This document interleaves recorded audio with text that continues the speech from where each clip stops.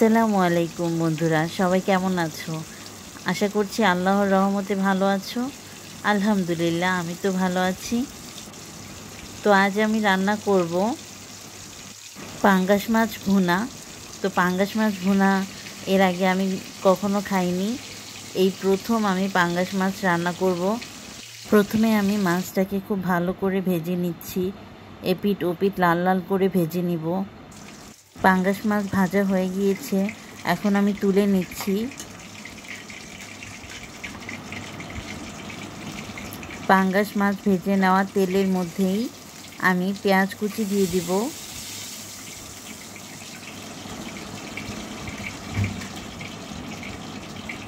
এখানে আমি 1.5 কাপ পরিমাণ পেঁয়াজ কুচি দিয়ে দিলাম।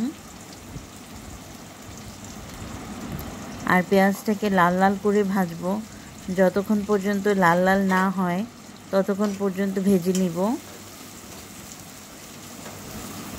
পেঁয়াজটাকে আমি খুন্তির সাহায্যে ভেঙে দিচ্ছি।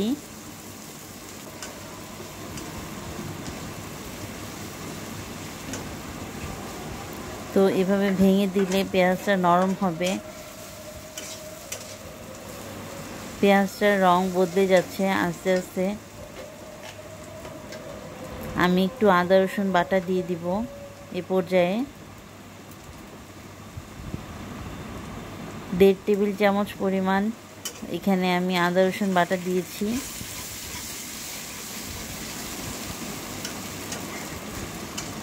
ভালো করে ভেজে নিচ্ছি। অল্প একটু পানি দিয়ে দিলাম।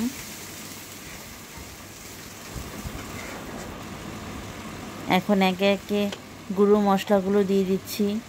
এখানে হলুদ গুঁড়ো দিয়েছি 1 চা চামচ, মরিচ গুঁড়ো দিয়েছি 1 চা চামচ, ধনে গুঁড়ো দিয়েছি 1/2 চা চামচ, আর দিয়ে দিব ভাজা জিরের গুঁড়ো 1/2 চা চামচ। ভালো করে মিশিয়ে নিচ্ছি।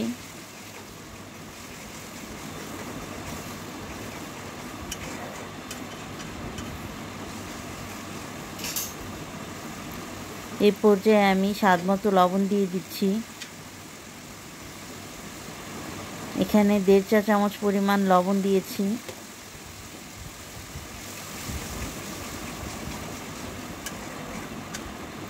ভালো করে নেড়ে চেড়ে আরও একটু পানি দিয়ে মশলাটাকে ভালো করে কষিয়ে নিব।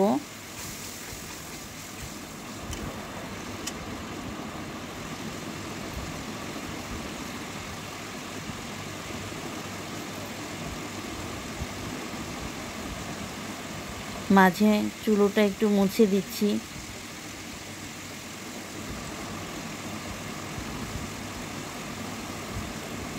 আর নেড়ে চেড়ে দিচ্ছি। এ পর্যায়ে আমি মাছের টুকরোগুলো দিয়ে দিলাম। মাছের টুকরোগুলো দিয়ে একটু উল্টে পাল্টে নিচ্ছি।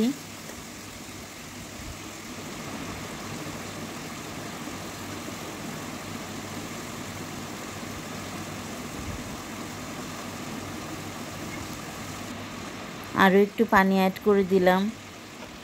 এবার ঢেকে দিব। 5 থেকে 10 মিনিট ঢেকে মিডিয়াম লো হিটে রান্না করেছি। এ পর্যায়ে আমার পাঙ্গাস মাছ ভুনার এই অবস্থা, তোমরা দেখতেই পাচ্ছ।